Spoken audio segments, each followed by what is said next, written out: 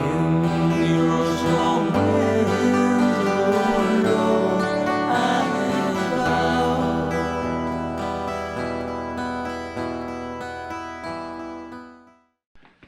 Hello again. Today I want to share you a very serious vision, open vision that I had, which really shook me when I had it, and when I think back about it, it's the one that I have to share. And what happened is I was standing on the table, a platform. I'm in this building where it's like there's a T corridor. In front of me, there's a corridor going that way, corridor going that way, corridor going that way, and corridor going in the back. But we're in the center of this, right in the middle. All right. And I look to my left, and there's a row of people, very long row of people, many people, that are standing on this platform, like a stage, not too high, but I'd say 3-4 feet high. And I look in front, and there's a crowd watching us. I look on my side, and there's this guy there, and he's got a sword, and he's holding the sword like this, and it's a long sword with a curve, okay? And I realize, holy smokes, this is it. The beheadings have begun. So I said, I'm not going down silent. So I began to praise God. I lift up my hands. I said, I will encourage my fellow brothers and sisters that are in line with me. And I raised up my arms and I praised God, and then they all started praising, and the crowd was looking. And I looked back at the guy, and I'm just about shoulder to shoulder with him. His face is right there. And I look at him, and he's shaking. I can see he's not comfortable anymore. He's shaking.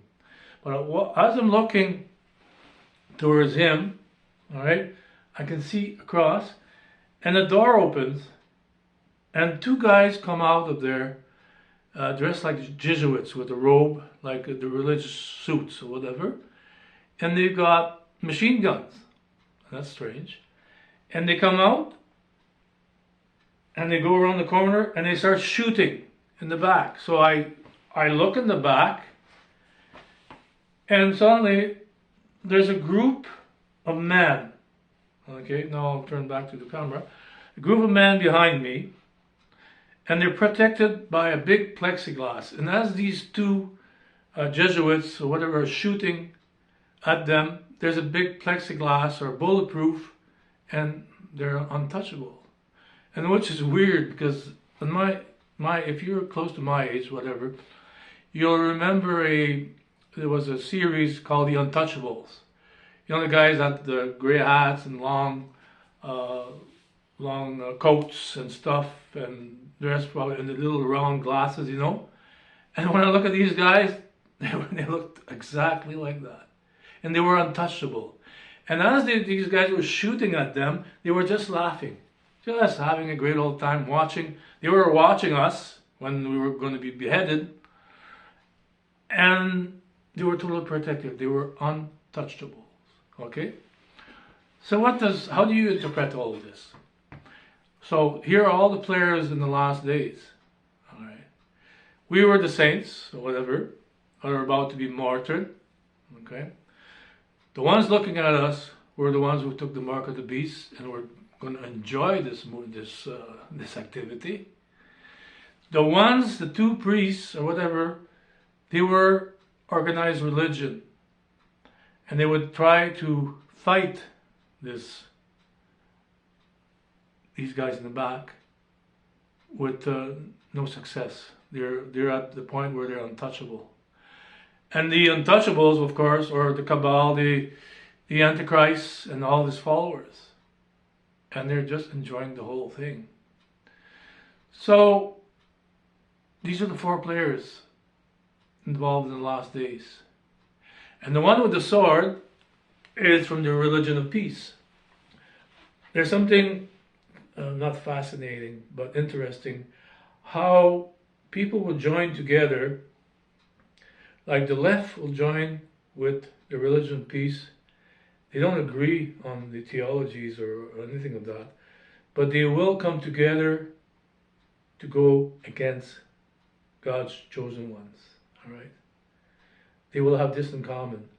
Because Jesus said they will hate me because of, no, they will hate you because of me. All right? And this will be the combining of certain players that hate us because of Christ. All right? And if you don't think that having Christ, have accepted Christ, you put out something. Okay, I'll just tell you a little story to end this. When I was born again, I was on fire.